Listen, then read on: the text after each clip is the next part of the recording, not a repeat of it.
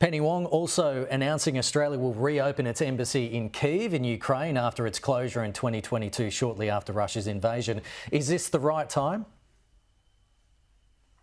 No, it's frankly far too late, and this is another important international relationship that the Albanese government and Penny Wong have mismanaged. We obviously rightly closed our embassy immediately following the Russian invasion of Ukraine, when it was uncertain whether Ukraine would be able to continue to control Kyiv.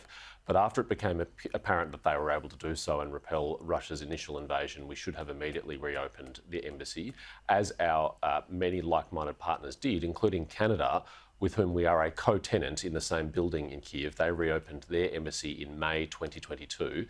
President Zelensky has been privately urging the Australian government to do this for some time. He publicly urged them to do so in February 2023. So has the opposition. Simon Birmingham, our Shadow Foreign Affairs Minister, was there in August, and he promised that a Dutton government would reopen the embassy in Kyiv. It should not have taken this long. We're now well behind our allies and friends, over 70 of whom have reopened their embassies in Kyiv. Think tanks, including the Australian Strategic Policy Institute, could be made to compete for their funding or have their funding cut in some circumstances after the Varghese review. If they had to compete for funding, wouldn't it make these think tanks more transparent, or is it government trying to control think tank research and limit criticism? I'm very concerned about the proposed recommendations of the Varghese review, and I hope that the Albanese government does not adopt the recommendations of this review that they commissioned. I'm particularly concerned, as you say, about putting up the core funding of think tanks like ASPI, which was founded by the government to provide policy contestability in defence and national security, up to a competitive tender, because if you did that, you would threaten ASPI's financial viability every 5 years, and they would then be very anxious not to ever criticise government policy or the Defence Department in fear that that would be taken away. It's also reported that the government will close ASPI's Washington DC office. It is difficult to understand why you would want to downgrade our most important international relationship at an absolutely pivotal time in history, and why we think we need less influence and less access in Washington DC.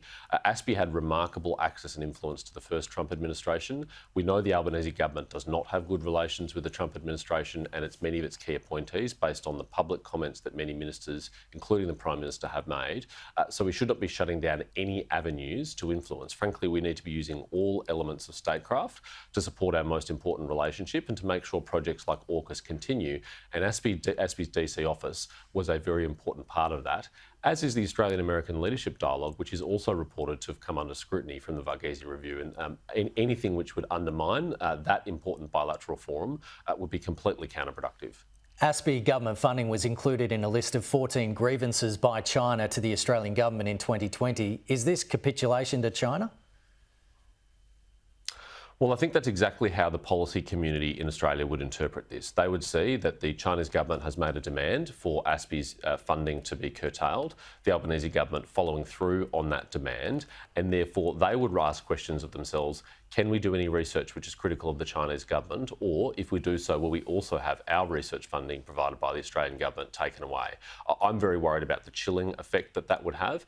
ASPI has done globally influential research that has displeased the Chinese government, including exposing the exploitation and mistreatment of Uyghur people in Xinjiang, research which has been backed by the United Nations and human rights groups, but also research into foreign interference and cyber attacks in our country. And I guess the question for the Albanese government is, which of that research would you prefer to have not take place? Which of that information would you prefer that the Australian public is not entitled to know?